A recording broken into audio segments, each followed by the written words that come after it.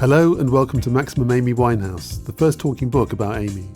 It was written and researched by Ben Graham, music is by Amanda Thompson and it's read by Nancy McLean. You can check out our full catalogue on our website at www.chromedreams.co.uk.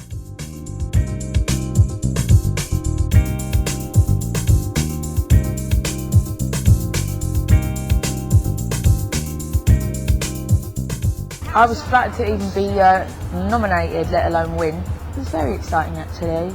You know, I hadn't seen my mum in ages, so it was nice, nice to see my mum. My dad was pissed. My dad was so funny.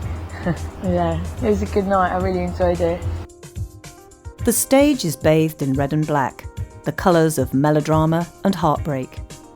The band are dressed in black and white, sharp and synchronised, but very much in the background.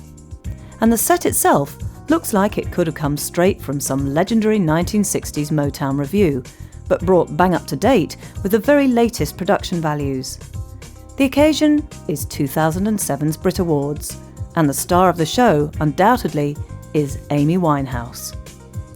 Stood on a circular podium and bathed in a single spotlight, Amy rolls her hips seductively in time with the drums as the band launch into her recent hit single, Rehab. You can't take your eyes off her. Black hair piled up into a magnificent beehive, with tresses falling down over those tattooed shoulders, and wrapped in a scarlet taffeta dress that she keeps hitching up to reveal a tantalising expanse of thigh. Rehab is the song of the moment, familiar from constant radio and television play, and the subject of endless articles and speculation in the press. But tonight, Amy reinvents her signature tune, singing in a lower register than usual, altering her phrasing in a fashion common in jazz performances, where the emphasis is on improvisation, but less so in a pop context, where audiences tend to expect a song to sound exactly as it does on the CD. We live in times when music is increasingly compartmentalised and niche marketed, where magazines, radio, internet and record stores try to sell you songs according to strict genre boundaries. But Amy Winehouse doesn't play that game. She's a little bit jazz, a little bit pop, and a little bit soul. You can hear hip-hop, contemporary R&B, and even reggae in her music too if you listen with an open mind. She refuses to be pigeonholed or to behave in the manner expected of her, to jump through the right hoops in order to be sold efficiently to the public. And this, of course, is exactly what makes her so unique. It's why her music will last, long after more generic and easily marketed artists have faded from view. Back at the Brits, Amy is performing right in the heart of the machine, to a crowd of industry bigwigs and an undiscerning television audience of millions, who between them hold her future career in their hands. It's no wonder that, for all her professionalism, her talent and practiced stagecraft, she still appears somewhat nervous. She just can't stop touching that towering hairdo, can't stop playing with that crazy dress, can't ever relax and stop looking like a rabbit caught in the headlights. And all the while she's singing about a real incident, brought on by some of the very people watching her, or at least their type. The record company suits in the expensive seats, lapping up her performance with dollar signs in their eyes. They tried to make her go to rehab, but she said no. They tried to make her fit in. They tried to make her behave. She said no, no, no. The music industry is built on contradictions. Artists succeed when they come up with something different, something that people have never heard before. But the business constantly pressurises them into sounding like whoever else is having hits at that moment. Similarly, the industry likes musicians to be safe and controllable, but invariably sells acts by trying to convince us that they're dangerous, unpredictable, and in many cases, tortured souls hell-bent on self-destruction. It's an old story, and Amy Winehouse is just the latest example. She's been set up as the new Billie Holiday, a torch singer battling with personal demons, who expresses her inner pain through her unique voice. And that's true, as far as it goes. But Amy refuses to play the game, to act out a watered-down version of somebody else's mythology. She's an individual, her own person, a young girl growing up in 21st century London, schooled in jazz, but loving all kinds of music, writing songs that express what's really going on, rather than well-worn, easy clichés. That's what makes Amy Winehouse really dangerous, and that's what makes her brilliant. The music business is about trying to sell you a fantasy, but time and again, people respond to what is real, from Nina Simone to Kurt Cobain, John Lennon to Marvin Gaye. It's called soul, and it doesn't matter what the music sounds like. If people don't believe you, then they won't buy it. Amy Winehouse is for real. That's why she walked home with the award for Best British Female Artist. And that's why, even at a corporate, backslapping, stage-mannish schmooze fest like the Brits, her soul and her honesty shone through, making hers the only truly convincing performance of the night.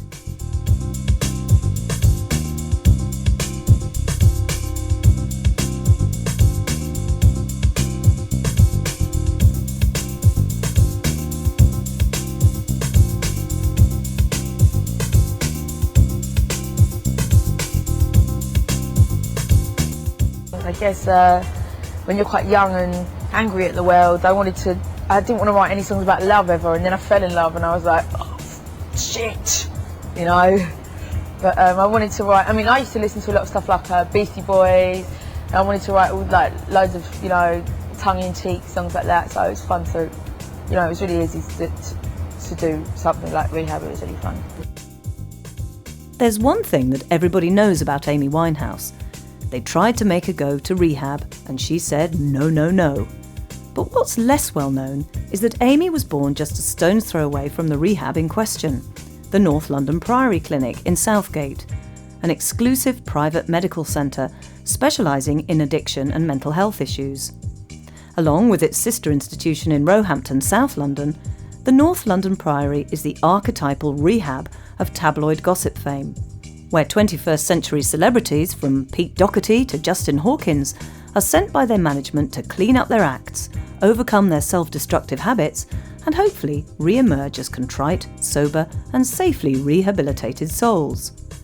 Amy famously refused to make this modern media pilgrimage of public penitence, and instead came up with 2007's most topical hit song. But perhaps growing up in the Priory's shadow, she had the whole game sussed from the beginning. Rehab apart, Southgate is a fairly typical, quiet London suburb, about 8 miles north of the city centre and part of the unassuming Greater London borough of Enfield. Adjacent to the North Circular Road, which, prior to the M25, marked the city's final boundary and main arterial exit route, it's at once part of London's thriving metropolis, and yet far enough out for the city proper to retain a certain glamorous pull on Southgate's residents, stuck at the far end of the Underground's Piccadilly line. By and large, the area is a mixture of identical red brick terraced houses, green parkland, industrial estates, and modest shopping streets. A respectable, if occasionally run-down neighbourhood, shabbily genteel and naturally conservative, it is home to hard-working families with mortgages and students in temporary rented accommodation studying at the nearby Middlesex University. Like many North London districts, Southgate is also home to a large Jewish community, with no less than 5 synagogues in the surrounding area. Between the First and Second World Wars, many Jewish families left their traditional home in London's East End and moved to the more affluent northern suburbs as their economic situations improved. This trend towards decentralisation increased following World War II and peaked in the late 1960s and early 70s, by which time an estimated 280,000 Jews were living in North London. Amy Jade Winehouse was born into this community on the 14th of September 1983. Her father, Mitchell Winehouse, known as Mitch, was a taxi driver and amateur crooner with a love of jazz singers like Frank Sinatra, Tony Bennett, Ella Fitzgerald and Sarah Vaughan. Her mother, Janice, born Janice Seaton, was a pharmacist from a musical family whose brothers had gone on to become professional jazz musicians. Mitch's mother had also once dated legendary bandleader Ronnie Scott, owner of London's leading jazz club. Amy was the couple's second child, coming 4 years after her brother Alex.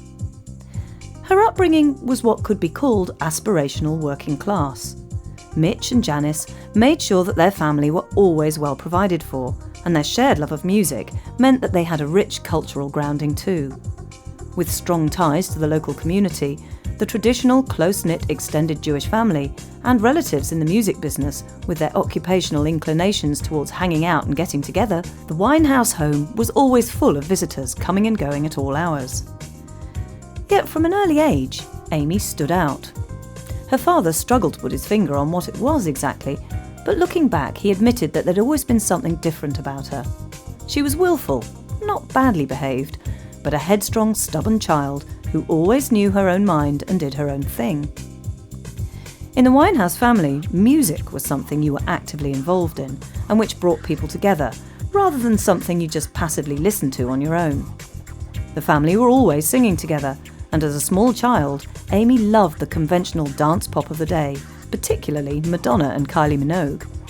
But all that changed when she was around 9 or 10, when she put aside happy-go-lucky pop in favour of the grittier, harder-edged sounds of hip-hop and R&B. Perhaps not coincidentally, it was at this point in her life that Amy's parents got divorced. Mitch Winehouse had been having affairs with other women, and when Janice found out, she kicked him out. Amy was 9 and idolised her father, and the revelations and their repercussions had a devastating effect on her. The closeness of her family that she'd relied on and taken for granted had been shattered. Music was always something that she'd associated with family, togetherness and love, and it should come as no surprise that she would turn to music for solace, escape and understanding in the face of this heartbreak.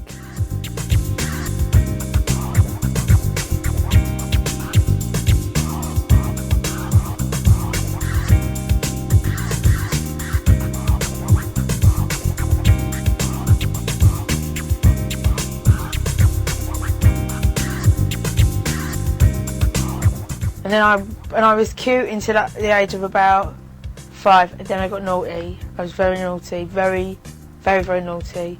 Like my friend Juliet and I, when we were 5, at first play, when everyone else went out for first play, we went around everyone's lunchboxes and ate all their crisps. And when everyone came in from play, half of their lunches were missing. I grew out of it by the time I was about 9 though. From the age of 4, Amy Winehouse's best friend was Juliet Ashby. They met at Osage Primary School, where they were both overactive tearaways who were forever getting into trouble and were constantly meeting at the school reception desk, where they'd be sent for being naughty. Once they became friends, they egged each other on, and a favourite trick was for one of them to run out of class in tears, and then for the other to say that they had to go and comfort her. They'd then spend the next hour laughing and talking together in an empty classroom. But another bond that Amy and Juliet shared was music. They used to play at being Pepsi and Shirley, the 1980s pop duo who started out as Wham's backing vocalists, with Juliet being Pepsi and Amy playing Shirley. Later on, at the age of 10, they formed the rap duo Sweet and Sour, influenced by New York's Salt and Pepper. Juliet, who was Sweet, had been writing songs since the age of 8. She would take an idea or an experience and have lyrics and a tune mapped out within an hour. Encouraged by her example, Amy, who took on the persona of Sour, began writing as well, and the group began to dominate their free time. After school and at weekends, they'd sing and work out dance routines in front of their bedroom mirrors, or sit around working on songs together. Their self-penned creations included such titles as Boys, Who Needs Them? And Who Are the Glam Chicks? Us.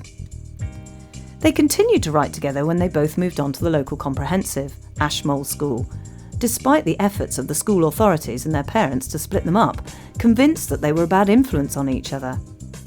Yet Amy later claimed that at this point in her life she had no serious musical ambitions, and that when she grew up she wanted to be a roller skating waitress like the ones she'd seen in the film American Graffiti. This makes it all the more surprising that at the age of 12 it was Amy, and not Juliet, who won a scholarship to the prestigious Sylvia Young Stage School in nearby Marylebone, an institution whose famous alumni included All Saints, Denise Van Outen, and most of the younger cast members of EastEnders, past and present. Social and other pressures had also conspired to drive Amy and Juliet apart. Puberty and her unresolved feelings about her parents' divorce had plunged Amy into a depressive teenage period. Her writing and her musical tastes became darker and more introspective. She was dressing in black obsessively reading J.D. Salinger's classic teen angst novel, The Catcher in the Rye, and listening to bands like Nirvana, PJ Harvey, the Shangri-Las and the Velvet Underground. Her mother had bought her a guitar when she was 13, and she began writing songs on her own, setting her poems to raw, uncertain music. Already, it was a far cry from Sweet and Sour, and while Juliet was out having fun with the rude girl crowd, Amy was tagged as a grunger, whose looks and lifestyle were becoming increasingly eccentric and unfashionable to the blinging R&B and dancehall clique. This antisocial, rebellious streak would also be Amy's downfall at the Sylvia Young School.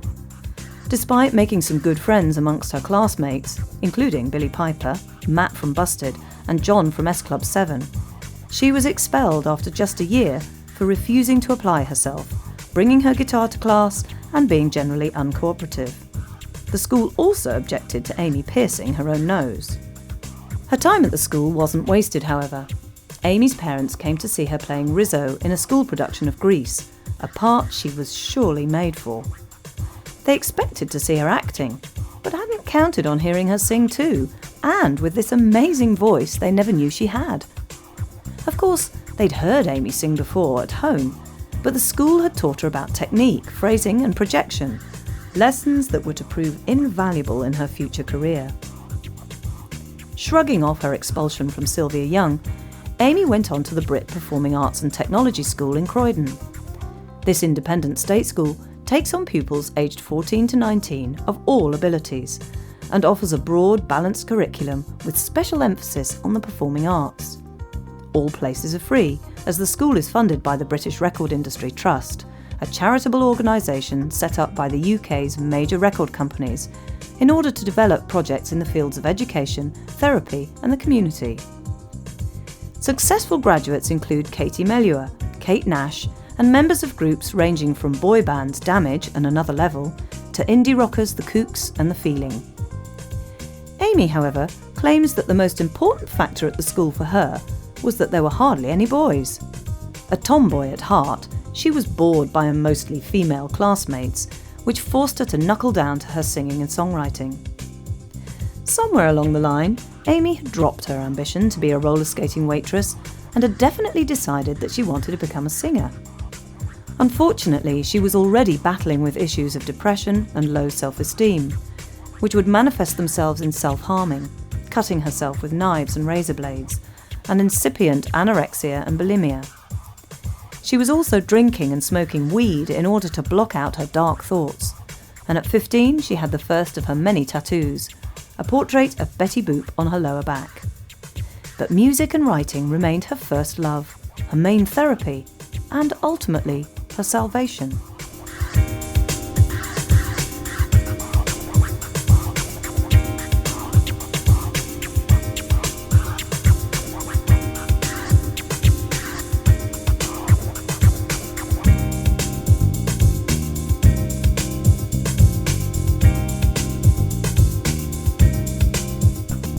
And he said to me, do you want some studio time? And I was so green, like, around the girls, I was just like, for what? He was like, well, if you write songs with your guitar, you know, you make a record, get a record deal. I was like, really? Like, I just was like, what do you get out of it, you know? Yeah, I guess I'm a very lucky girl. Amy had met Tyler James at the Sylvia Young School. He was in the year above her, a lad from a rough London council estate background who was an aspiring soul singer. The pair hit it off immediately and stayed good friends even after Amy was expelled. Tyler seemed destined for great things, and at the age of 17 had been signed up by a subsidiary of 19 Entertainments, the company founded by former Spice Girls manager and Pop Idol creator Simon Fuller.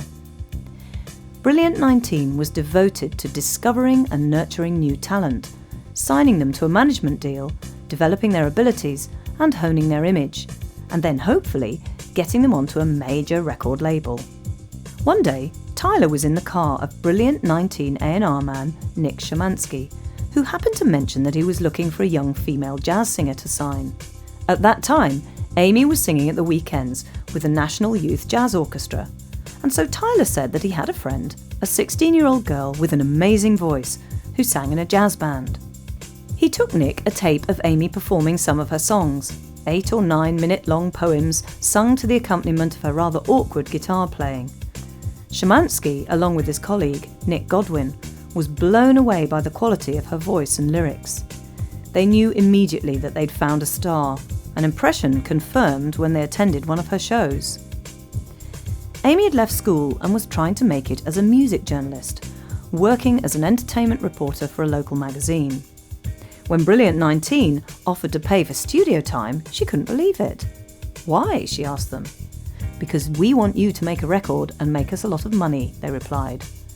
Then Amy got it. They believed in her. And from then on, she began to believe in herself too. Signing to Brilliant 19, Amy was taken under the wing of manager Nick Godwin and embarked on the long process that would lead eventually to a major deal with Island Records and the recording of her debut album.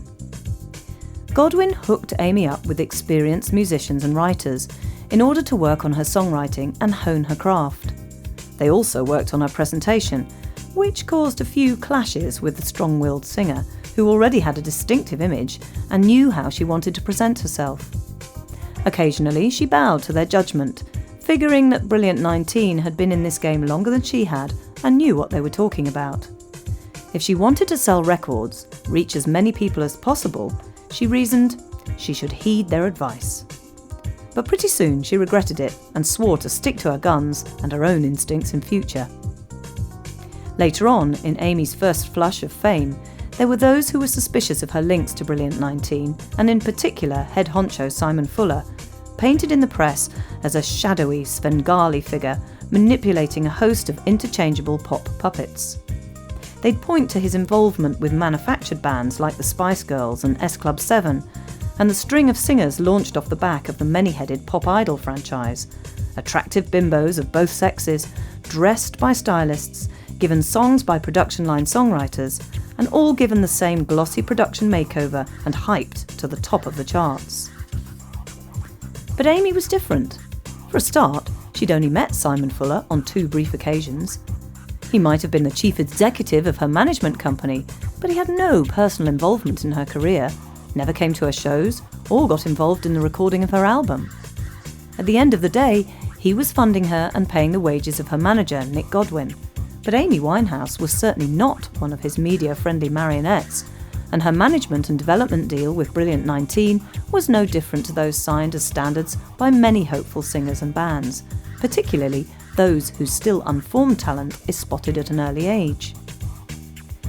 One of the writers that Amy was paired with was Felix Howard, a respected industry songwriter who had previously come up with hits for the Sugababes and Tom Jones, amongst others.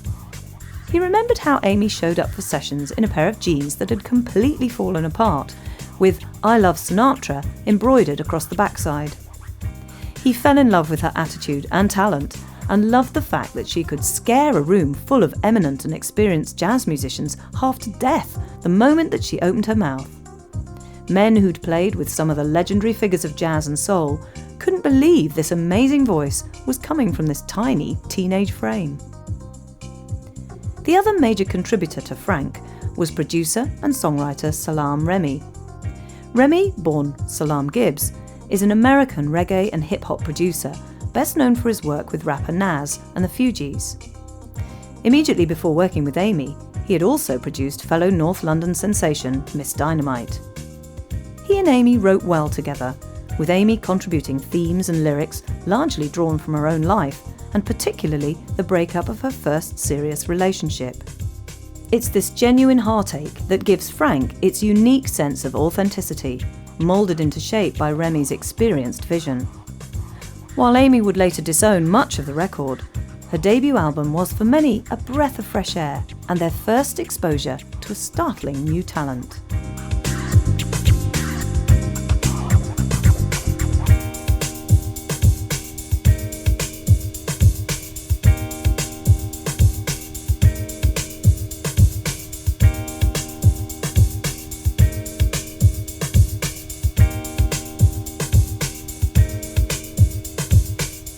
I had one gig with them, National Youth Jazz Orchestra, and my friend Tyler, he was with his A&R guy, Nicky Szymanski, And Nicky said to him, I heard this girl singing jazz on the radio, and Tyler said, well, if you like, my friend Amy sings jazz and she's great. Like, I must have been about 16. So I think Nicky was the one who convinced me to make a tape. Frank, while certainly living up to its title, is also something of a contradiction.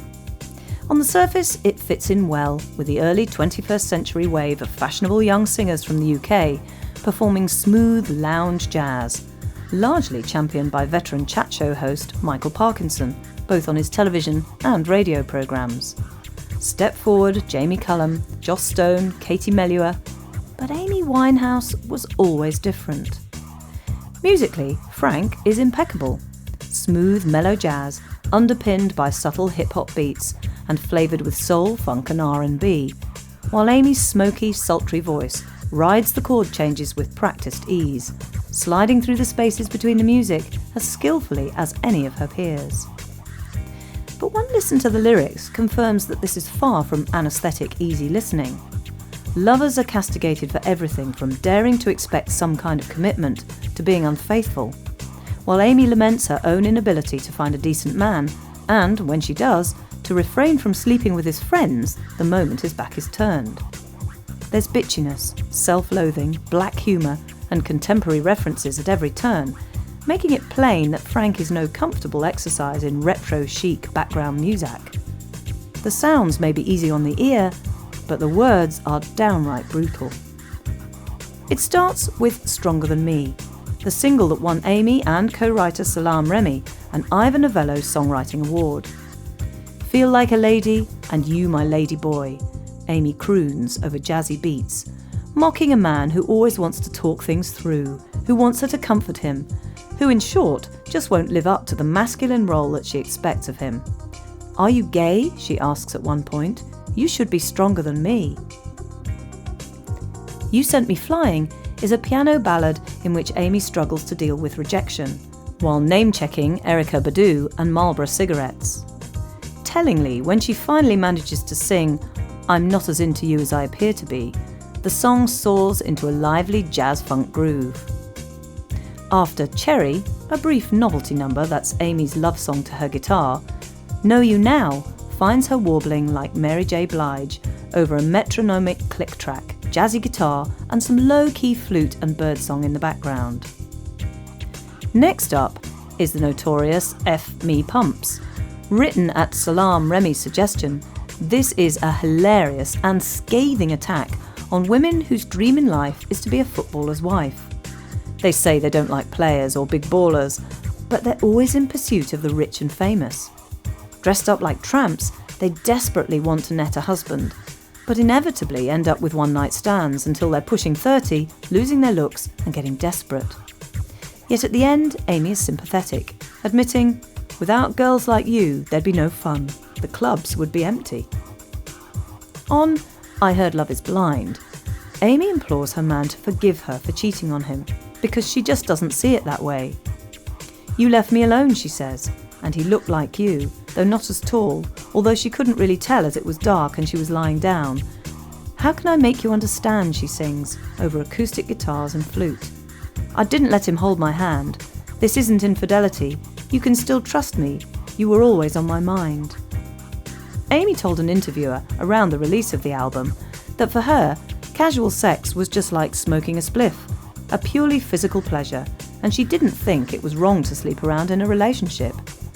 Taking another man to meet your family, or going shopping with him, she felt, was much worse than sex. The theme is continued on In My Bed, though by this time Amy's no longer begging for forgiveness or understanding, but asserting her point of view, telling a man to see it her way or get lost. If he can't separate sex from emotion, that's his problem, she says over a dramatic trip-hop groove. Just because they're sleeping together doesn't mean there's any commitment. They're just two ships passing in the night. The only time I hold your hand is to get the angle right, she sings, a line that in itself won Amy a host of grinning female admirers. Take the Box is an angry breakup song set to sophisticated, melodramatic jazz. Amy still loves him, but he's hurt her so bad she just wants him to take back all the presents he gave her and get out. October Song, combining a catchy funk guitar riff with hip-hop beats, birdsong and a jazz vocal, is actually about the death of Amy's budgie. What Is It About Men is a soulful number with a gentle wah-wah guitar and trumpet, in which she asks herself why she seems doomed to take after her mother in forever choosing the wrong man who will always cheat on her. Help Yourself again urges Amy's man to be strong and stand up for himself. "You've got a philosophy degree, so you think you're cleverer than me," she sneers. "But I can't help you if you won't help yourself." Finally, Amy, Amy, Amy is an almost Mambo-like number about how her man always distracts her from her writing, starting her fantasizing about his body instead. It's a light-hearted ending to a sometimes emotionally heavy album, and finishes with an announcer replicating the end of a jazz supper club show, thanking everyone for coming. A move that also references the hip-hop tradition of having similar skits between songs on albums. Largely inspired by one particular relationship and its demise, Frank can be enjoyed on many levels, from the purely musical to the cathartic. You could see your own life and problems mirrored in its scathing, soul-searching lyrics, or simply put it on as soothing background music around the home. With her own songs bolstered by 2 jazz standard cover versions, Moody's Mood for Love and There's No Greater Love, Frank references a semi-mythical golden age of jazz and soul, at the same time as clearly reflecting the social and musical here and now. On this basis, Amy Winehouse was clearly a talent to watch.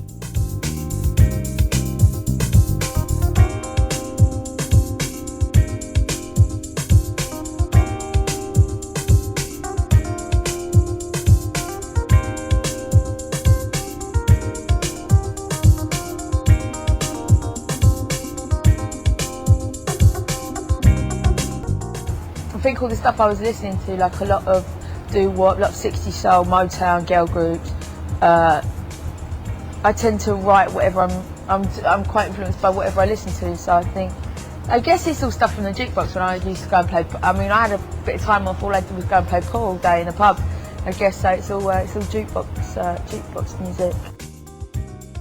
Frank received rave reviews almost across the board. The quality broadsheets loved it, as did the tabloids and the specialist music press. Amy was nominated for 2 Brit Awards in 2004, for Best British Female Artist and Best Urban Act, although sadly missed out on both of them. Frank was also shortlisted for the prestigious Mercury Music Prize, which attracted a fresh wave of media attention and sales. Frank would eventually go on to gain platinum status, selling over 250,000 copies. The only trouble was that the album didn't cross over particularly well to radio. It was the same old problem of programmers not knowing where Amy fitted in. In Britain, her music was perfect for Radio 2, but her lyrics were just a bit too street, modern and downright edgy for their target audience. With Radio 1, it was entirely the other way around. Her lyrics connected with the station's youthful listeners, but the music was considered to be too jazzy and laid back, which, to many at the station, translated as bland and old-fashioned. In America, the situation was even worse, with radio over there being strictly segregated by genre. Even within the urban format, which caters to so-called black music, there are many sub-genres, and the boundaries between them are fixed and absolute. Amy was too jazzy to be R&B and too hardcore to be AOR, and no urban show was going to be playing some white, English, Jewish princess anyway. As a result, Frank made hardly any impact in America. In Britain, although the album sold steadily, lack of radio play meant single sales were poor. The award-winning and much talked about Stronger Than Me only reached number 71 in 2003, while the following year, Take the Box reached 57. In My Bed reached number 60, and Pumps, released presumably because the record company realised that if they weren't going to get any airplay, they may as well release the album's most X-rated track, hit number 65. Meanwhile, Amy hit the promotional circuit in her own inimitable style. Journalists found her a fascinating subject, intrigued by the contrast between the soulful, world-weary diva on record and the diminutive Cockney teenager they actually met, who was prepared to talk openly about anything they wanted, from music to relationships to drugs and alcohol, and was always up for bitching about her fellow stars, famously laying into Dido, Chris Martin and Britney Spears at the Brit Awards. Her down-to-earth honesty and streetwise charm was disarming. The result was that while the papers gleefully reported her latest outburst or bout of bad behaviour, they never laid into her, hounded or criticised her. The newspapers, and by extension the nation, were taking Amy to their hearts. For her part, Amy admitted that almost all the songs on Frank were about one particular relationship. She stood by her decision to put her own experiences directly into song, claiming that if you're nice to her, she'll never write anything bad about you, but that there was no point in saying anything but the truth. At the end of the day, I don't have to answer to you, or my ex, or a man in a suit from the record company, Amy told one journalist. I have to answer to myself. She also claimed that she was only 80% behind Frank, and that she'd never actually heard her own album in its entirety and didn't have it in her house. She said that she was very bitter about some things on the album, in particular certain songs and mixes that were included against her will. She resented being marketed as a middle-of-the-road jazz act, lumped in with the likes of Jamie Cullum, Joss Stone and Katie Melua, people who she felt little or no common ground with. She dismissed her record company as idiots, saying the promotion of the album was a shambles, that they didn't know what they were doing, and that the worst mistake she ever made was to listen to their advice. I've not seen anyone from the record company since the album came out, and I know why, she said. They're scared of me. They know I have no respect for them whatsoever. Amy admitted that she still enjoyed playing the songs from Frank live, and dutifully toured to promote the album, including shows at 2004's Glastonbury and V festivals. One particularly noteworthy show was at London's tiny Pizza Express Jazz Club, when she performed strikingly different versions of her songs, alongside several covers, backed by the improvisatory Bradley Webb Trio. The show was also notable for a guest appearance by her dad. Mitch Winehouse acquitted himself admirably on a Frank Sinatra number, despite turning to the piano player at one point and asking him, in a faux threatening manner, "Is that meant to be the bridge, or are you just doodling around as usual?" But as 2004 drew to a close, Amy's professional career took a back seat as her personal life took several dramatic turns and almost threatened to overwhelm her.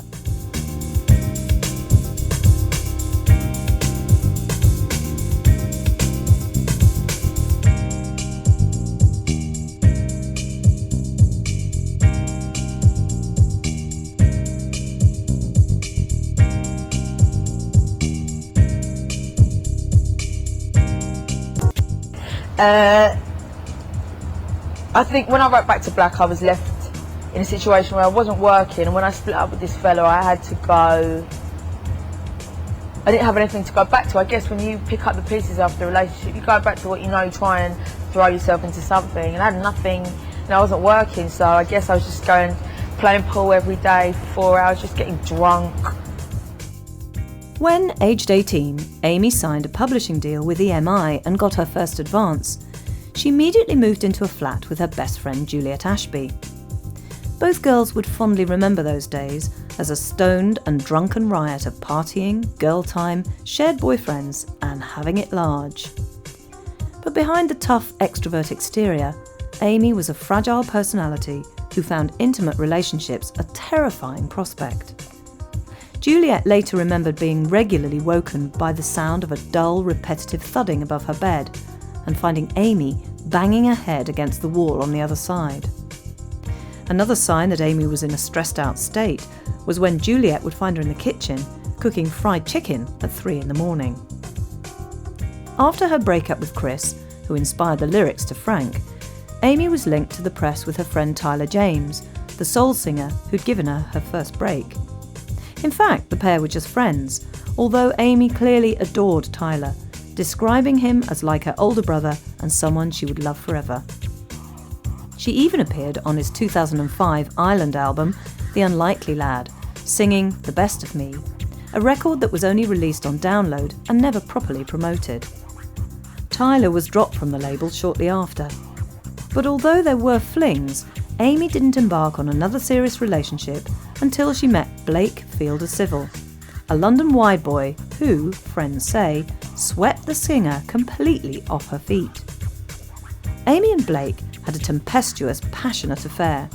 Amy had never felt anything like it. This was surely love in all its gut-wrenching, miraculous, painful glory. Unfortunately, although Blake felt the same way about her, there was one problem. He already had a girlfriend. Amy couldn't cope and slept with other men just to get back at him. They loved each other but hurt each other badly, and eventually, inevitably, they broke up. This was the lowest point of Amy's young life. She started hitting the bottle with a vengeance and was reportedly smoking £200 worth of skunk a week. She stayed in, sobbing along to her Shangri-La's records and binging on junk food. Her weight ballooned while her self-esteem plummeted. When she did go out, it was a disaster, and she careered around a self-destructive mess. It was after one particularly nasty drunken night that Tyler James, still sticking by the singer, called up her dad in desperation and told him that he had to do something. Mitch Winehouse invited his daughter to come and stay with him for a few days, and he also consulted with her management about what was the best course of action to take. Between them, they decided that Amy needed to seek medical help and urged her to go to a consultation session at a drugs and alcohol rehabilitation centre. Grudgingly, Amy agreed. At the introductory session, she was asked why she thought she was there. Amy replied that she was drinking a lot, that she was in love but that she'd screwed it up, and that she was a manic depressive. When they asked her if she thought she might be an alcoholic, she answered maybe, aware that if she said no, they might decide that she was in denial. But after 15 minutes, she walked out, convinced that if she couldn't help herself, then nobody else could help her. She asked her father if he really thought she needed to go to rehab, and when he said that honestly he didn't, that was good enough for her. It was a turning point, a wake-up call, but Amy decided to sort her life out for herself.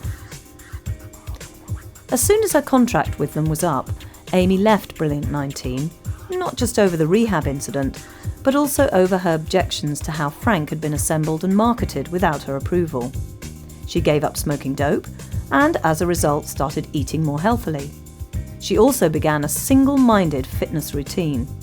It was the gym sessions and the healthy eating that caused her to lose weight, rather than anything more sinister, despite what the tabloids claimed. Finally, Amy also began writing again. After 18 months, during which she hadn't written a thing, the album that became Back to Black came together in just 6 months, almost entirely inspired by her affair with Blake Fielder-Civil and its aftermath. Those weeks of listening to the Shangri-Las had also made an impression, and the new songs had a new sound, inspired by 60s girl groups, garage bands and classic soul. Partly, Amy was determined to move on from the mould her former management company had tried to force her into. But it was also a natural development for a singer determined not to repeat herself. "I'm not a jazz girl anymore," she said. "Jazz is quite elitist, and a lot of people didn't get it. The new songs are more accessible." In fact, accessible was an understatement. Amy Winehouse had weathered the storm and was about to come out with one of those rare records that transcend all boundaries and connect directly to a mass audience across the board.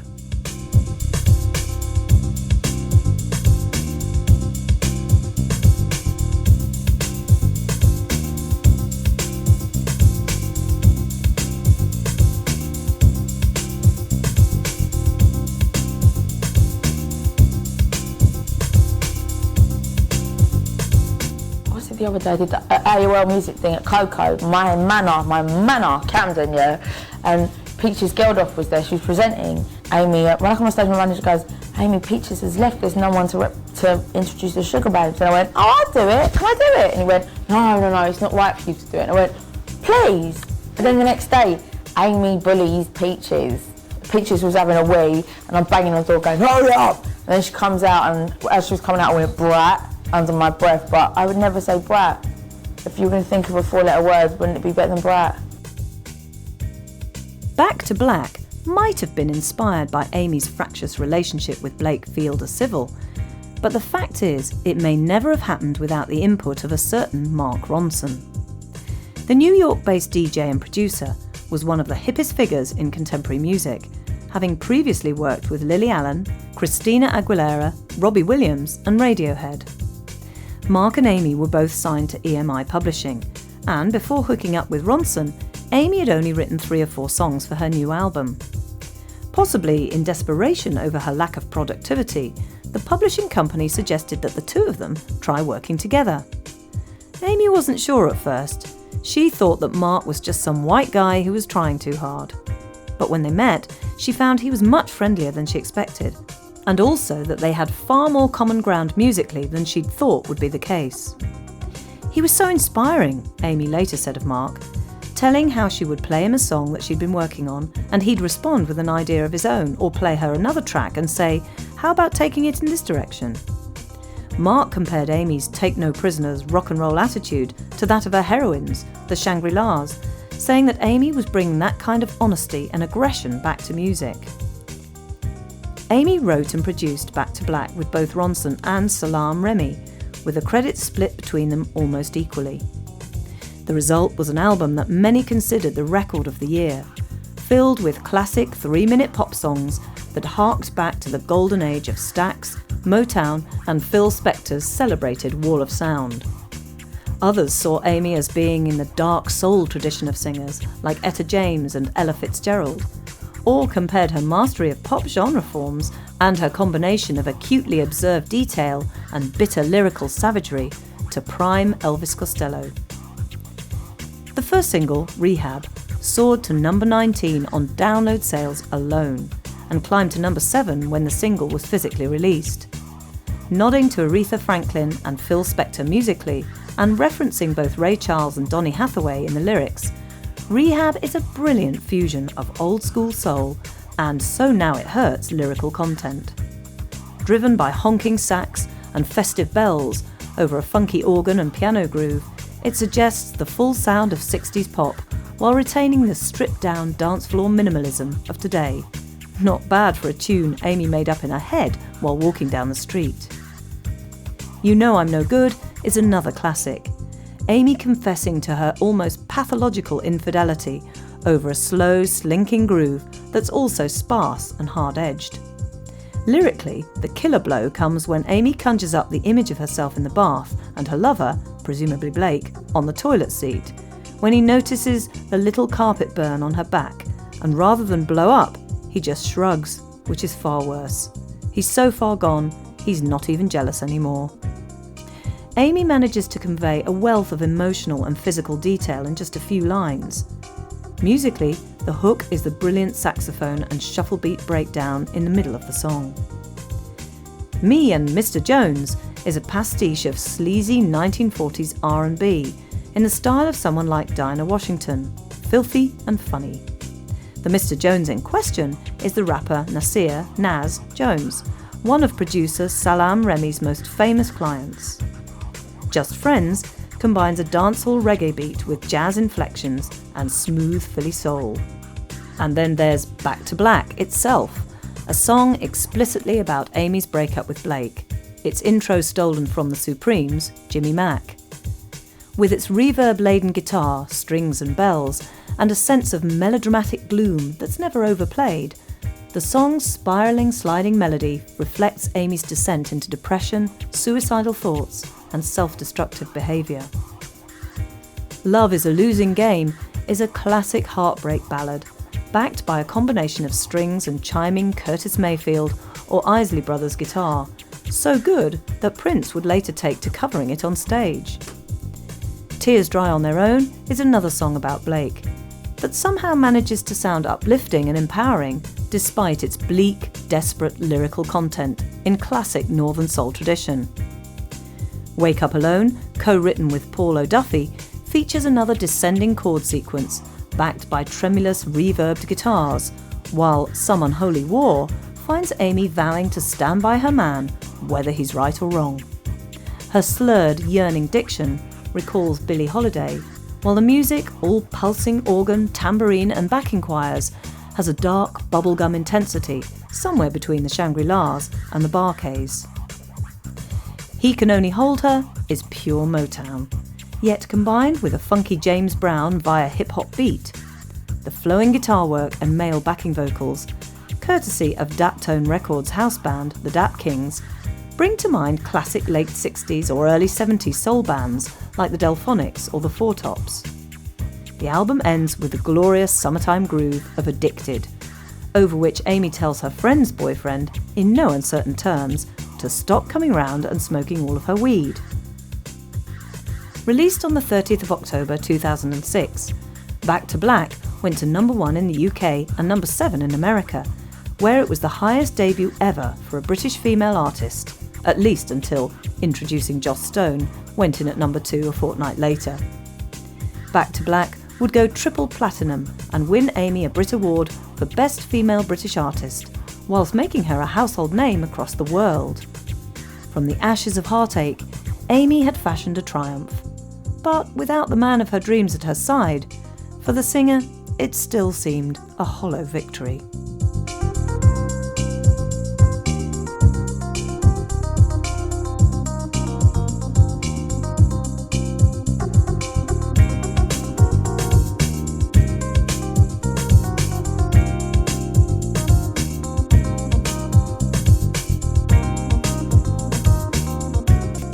Driven, motivated, easygoing, maternal, alcoholic. That's loads. I'm very maternal. There's like out of my circle of like 15 close friends, at least 10 of them call me mum. Like I've got this my friend Richie. Mummy, where are you today? He always texts me, Mummy, you coming out tonight? Mummy, what's for dinner? After her breakup with Blake, Amy had started seeing a chef and musician named Alex Clare. He seemed to genuinely care for her and was a good influence on the singer, encouraging her to stick to a healthy diet, lay off the weed, and get her life back on track.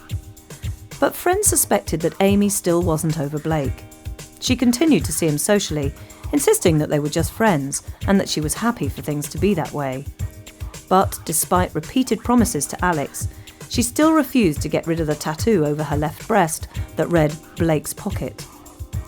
During recording for the Sharon Osbourne show, Amy was talking about her boyfriend Alex, but was sat on Blake's lap snogging with him.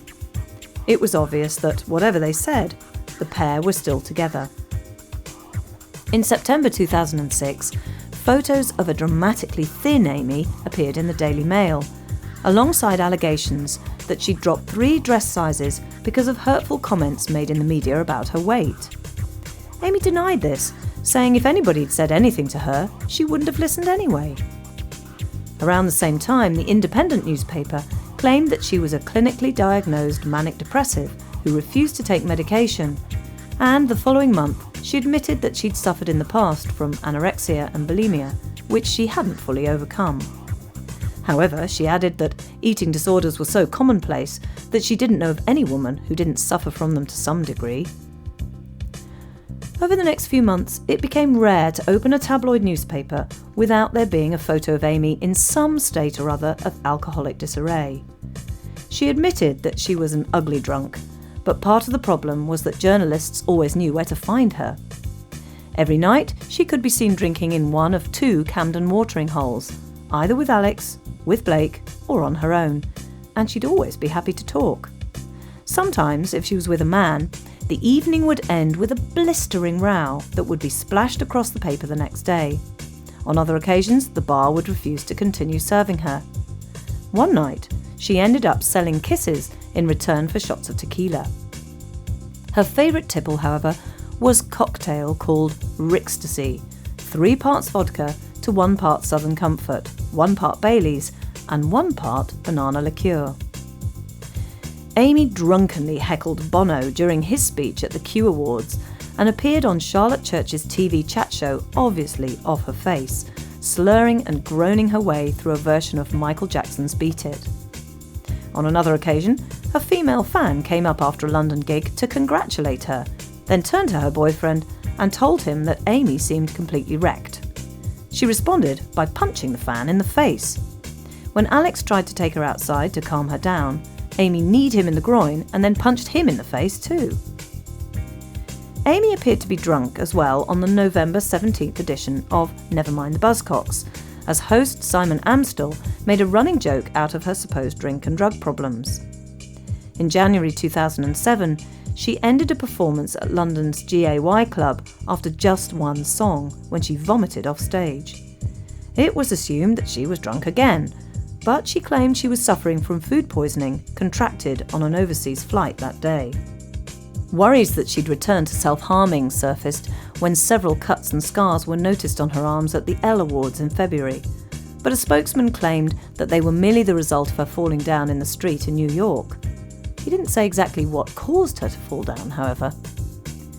The following month, she abruptly cancelled 2 sell-out shows at London's Shepherd's Bush Empire, despite having recorded a BBC Sessions TV show the previous day in apparently good health. On the morning of the first cancelled concert, she was seen in the drinks section of her local supermarket, and in the evening, when she should have been playing, she was spotted in the pub with comedian Noel Fielding and presenter Alex Zane. Finally, Amy's relationship with Alex Clare disintegrated for good, and the chef sold his story to the News of the World, which printed it under the headline, "Bondage-crazed Amy just can't beehive in bed." Alex claimed that the singer was scared to be happy and that she needed looking after. She'd broken his heart, he said, but he wished her happiness. He was just glad that it wasn't his responsibility anymore.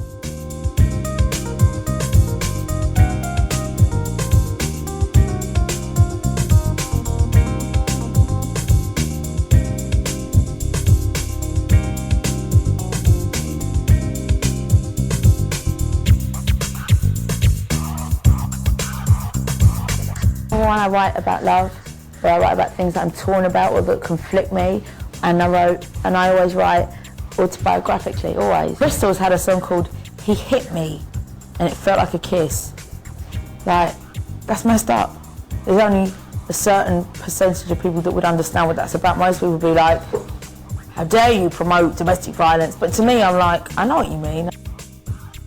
In April 2007, rumours began to appear in the press that Amy and Blake Fielder Civil had got engaged. This was after Amy had persistently told journalists that the pair were happy being just friends. Yet the rumours were proved true a month later when on the 18th of May, Amy and Blake married in Miami in a secret quickie ceremony.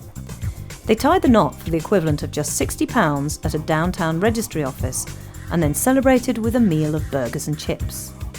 The press reported that Amy's parents were disappointed to have missed their daughter's big day, but Amy commented that her dad was just furious because he still had to pay for the big party for them when they got home.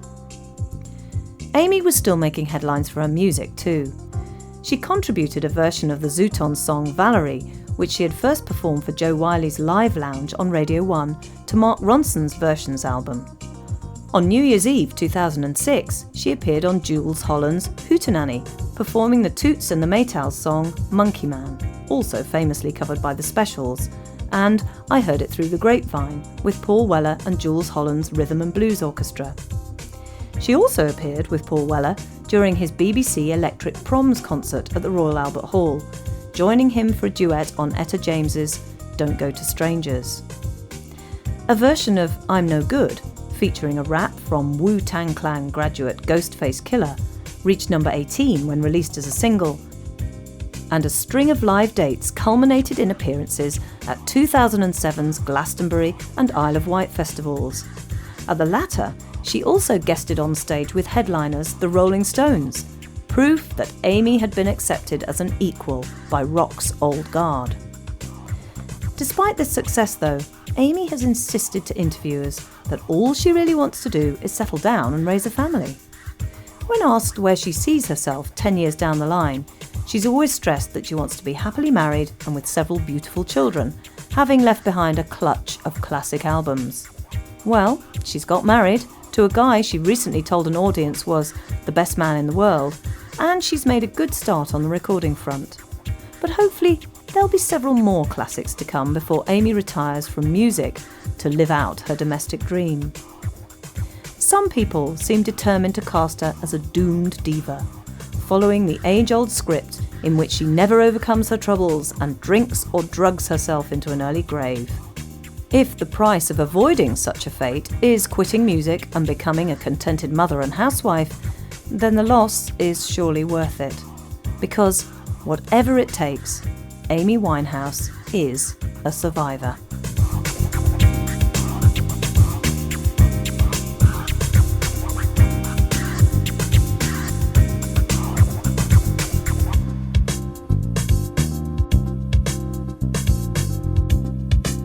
Thank you for buying Maximum Amy Winehouse. We hope you enjoyed it. Watch out for further titles on Chrome Dreams coming up soon. If you did enjoy it or have any comments or suggestions, write to us at Chrome Dreams, PO Box 230, New Malden, Surrey, UK, KT36YY, or email on mail@chromedreams.co.uk. Details of our full catalogue are listed on our website at www.chromedreams.co.uk. Thanks again for listening, and goodbye for now.